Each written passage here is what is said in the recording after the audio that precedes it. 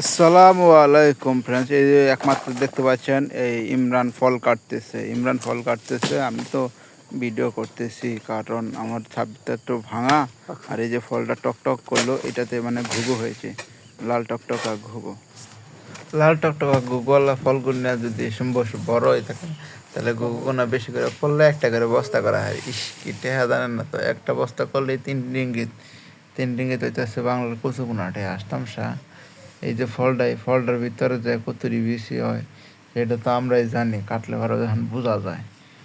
এই ফলগুলোতে প্রচুর পরিমাণে কাটা, এই কাঁটাগুলো একবার হাত দিয়ে ঢুকলে দেখা গেছে 2 দিন 3 দিন 7 দিন পর্যন্ত ব্যথা থাকে, এতটুকু ব্যথা হয় এই গাছগুলা কাঁটাগুলাতে। আর যে এই যে গাছগুলোতে ফল দেখতেছেন, কিছু কাঁচা কালার কালচে কালার দেখা যায়, মানে জাম কালার, গ্রামের ভাষা বলি জামের কালার। ওই জামের কালার মানে একদম কুচকুচে কালো। এই ফলগুলা কাটা নিষেধ, মানে কাটলে পরে জরিমানা হতে পারে, বছরে জরিমানা করে আর কি।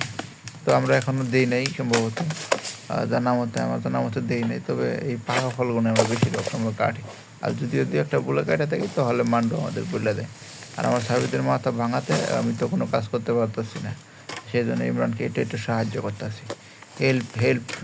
তো আপনাদের ভিডিওটা কেমন লাগলো অবশ্যই কমেন্ট করে জানাবেন, ইনশাআল্লাহ।